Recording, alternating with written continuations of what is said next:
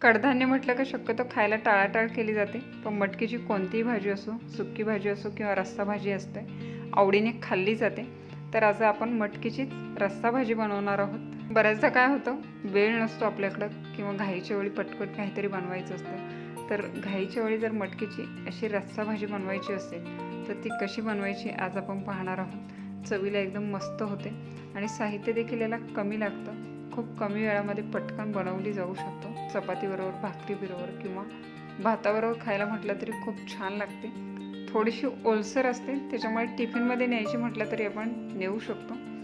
तर आता वेळ न घालवता मटकीची ही रस्सा भाजी बनवायला सुरुवात करूया। अशाच नवनवीन रेसिपी पाहण्यासाठी चॅनलला सबस्क्राईब करा आणि बेल आयकॉनला प्रेस करा। तर मटकीच्या भाजीसाठी आपल्याला लागणार आहे मस्त अशी मोड आलेली मटकी। तर ही मटकी जी आहे मी पाण्याने स्वच्छ धुवून घेतलेली आहे। इथे पाहू शकता किती मस्त अशी याला मोड आलेले आहे। त्यानंतर भाजीसाठी कढई गरम करून घेतलेली आहे। त्यात मी 2 चमचे तेल टाकत आहे आणि तेल गरम झालं की याच्यामध्ये टाकत आहे पाव चमचा जिरं। जिरं छान तडतडून द्यायचं आहे। त्यानंतर टाकायचं आहे पाव चमचा मोहरी। जिरं आणि मोहरी चांगली तडतडून द्यायची आहे। त्यानंतर 1 चमचा लसूण आपण ठेचून घालू शकतो किंवा एकदम बारीक कापून टाकायचं आहे। त्यानंतर टाकणार आहोत ताजी कढीपत्त्याची 4 ते 5 पानं। थोडंसं हे आपण परतून घेऊया। लसणाला थोडंसं हलकासा सोनेरी कलर येतपर्यंत आपण हे परतून घेणार आहोत। लसणाचा कलर इथं जो आहे तो चेंज झालेला आहे। त्यानंतर आपण टाकणार आहोत बारीक कापून घेतलेला कांदा। एक मोठ्या साईजचा कांदा मी बारीक कापून घेतलेला आहे। तर हा कांदा देखील आपण तेलावर परतून घेऊया। कांद्याला देखील थोडासा गोल्डन कलर येतपर्यंत आपल्याला परतून घ्यायचं आहे। घाईच्या वेळी जर आपल्याला रस्सा भाजी करायची असेल तर या पद्धतीने जर कुठल्याही वाटण न करता करायचं म्हटलं तर या पद्धतीने केलेली भाजी पटकन होते आणि चवीला देखील खूप छान लागते। आणि साहित्य देखील आपल्याला खूप असं वापरायचं नाही आहे, त्याच्यामुळे कमी साहित्यामध्ये एकदम मस्त अशी रस्सा भाजी होते। तर इथे कांदा जो आहे तो मऊ झालेला आहे, ते पाहू शकता। तर अजून आपण थोडासा याचा हलकासा कलर चेंज होतपर्यंत आपण हा परतून घेणार आहोत। तर कांदा थोडासा परतून होत आहे, तर एका अत्यंत उपयोगी वस्तूबद्दल मी सांगणार आहे जे किचनमध्ये मला खूप उपयोगी पडतं, ते म्हणजे व्हेजिटेबल चॉपर। या चॉपरने कांदा, टोमॅटो आपल्याला पाहिजे त्या साईजमध्ये, अगदी बारीक मोठं पाहिजे त्या साईजमध्ये एकदम पटकन असं कापून होतं। एकदम उपयोगी आहे। त्यामुळे काय होतं, किचनमधला आपला जो प्रिपरेशनचा टाईम आहे तो वाचतो। आता हे मी इथे कांदा परतून घेईपर्यंत दुसऱ्या साईडला लगेच टोमॅटो कापून तयार झालेले आहेत। 3 ते 4 मिनिट झालेले आहे, कांदा परतून झालेला आहे। तर आता यामध्ये टाकणार आहोत आपण बारीक कापून घेतलेला टोमॅटो। एक मीडियम साईजचा टोमॅटो मी इथे टाकलेला आहे। त्यानंतर टाकत आहे 2 चिमूट हिंग, 2 हिरव्या मिरच्यांचे तुकडे टाकत आहे। ऑप्शनल आहे, पण चव जी आहे हिरव्या मिरच्यांची छान लागते। त्यानंतर टाकत आहे चवीपुरतं मीठ। त्यानंतर लगेच सुके मसाले ॲड करूया। पाव चमचा हळद टाकलेली आहे। त्यानंतर टाकत आहे 1 चमचा धना जिरा पावडर। त्यानंतर टाकत आहे 1 चमचा काश्मीरी मिरची पावडर टाकलेली आहे, त्यामुळे कलर छान येतो आणि थोडीशी कमी तिखट आहे। तिखट हवं असेल तर दुसरी मिरची पावडर जी आहे ते तुम्ही वापरू शकता। आणि त्याचबरोबर टाकत आहे 1 चमचा कांदा लसूण मसाला।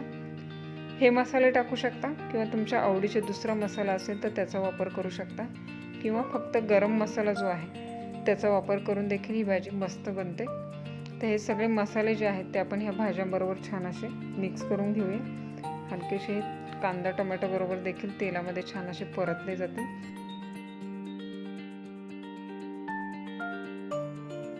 त्यानंतर झाकण ठेवून आपण 2 ते 3 मिनिटांसाठी आपण हे शिजवून घेऊया, त्यामुळे कांदा टोमॅटो छान असे हे शिजले जातील। 2 ते 3 मिनिटांनंतर चांगली अशी वाफ आलेली आहे। कांदा टोमॅटो आणि मसाल्याला चांगलं असं तेल सुटलेलं इथे दिसत आहे। तर सगळे एकदा मिक्स करून घेऊया। कांदा आणि टोमॅटो एकदम मऊ असे शिजलेले आहेत, तिथे पाहू शकता।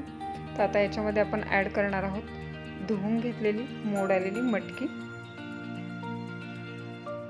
तर आता ही मटकी जी आहे आपण सगळी मिक्स करून घेऊया। मटकीला शिजायला फार वेळ लागत नाही, पटकन शिजली जाते। तर आता हे आपण आधी मसाल्याबरोबर अशी व्यवस्थित मिक्स करून घेऊया। वाफेवर देखील ही चांगली शिजली जाते। तर चांगली अशी ही मिक्स करून घेतल्याच्या नंतर आपण याच्यामध्ये थोडंसं गरम पाणी वापरणार आहोत. गरम पाण्याने चव जी आहे भाजीची छान लागते आणि भाजी लवकर देखील शिजते. इथे कलर पाहू शकता ह्या भाजीचा किती छान आलेला आहे. तर ही मोडाची मटकी कांदा टोमॅटो बरोबर व्यवस्थित परतून झालेली आहे. तर आता याच्यामध्ये आपण गरम पाणी टाकणार आहोत. मटकीचा थोडासा अंदाज घ्यायचा आहे, किती पाणी लागेल, घट्टपणा किती आपल्याला हवा आहे त्यानुसार पाणी इथे ॲड करायचं आहे. ते पाणी जे आहे मी अजून टाकलेलं आहे, गरम पाण्याचाच वापर केलेला आहे. आणि आता इथे थिकनेस जरी आता वाटत असा खूप पातळ, तरी अजून मटकी शिजण्यासाठी वेळ लागणार आहे.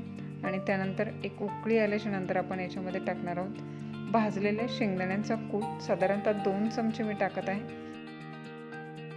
भाजलेल्या शेंगदाण्यांच्या कुटामुळे काय होईल, मटकीला छान टेस्ट येईल रस्स्याला आणि रस्स्याला थिकनेस घट्टपणा देखील मस्त असेल. आणि जर तुम्हाला आवडत असेल तर अख्खे शेंगदाणे 10 ते 12 याच्यामध्ये शेंगदाण्याच्या कुटाबरोबर टाकू शकता. शिजल्याच्या नंतर हे शेंगदाणे मटकीबरोबर खाताना खूप मस्त असे लागतात. त्याचबरोबर वाटून ठेवलेलं खोबरं असेल तर थोडंसं त्याचा वापर करू शकता. पूर्णतः ऑप्शनल आहे. ही भाजी आपण खायच्या वेळी बनवत आहोत, त्यामुळे खोबरं जरी नाही टाकलं तरी हरकत नाही. फक्त शेंगदाण्याचा कूट कांदा टोमॅटोने मस्त अशी चव या भाजीला येते. त्याचबरोबर जर तुम्हाला बटाटा टाकायचा असेल तर बटाटे देखील टाकू शकता. थोड्याशा बारीक फोडी करायच्या आहेत, त्याच्यामुळे त्या लवकर शिजल्या जातील.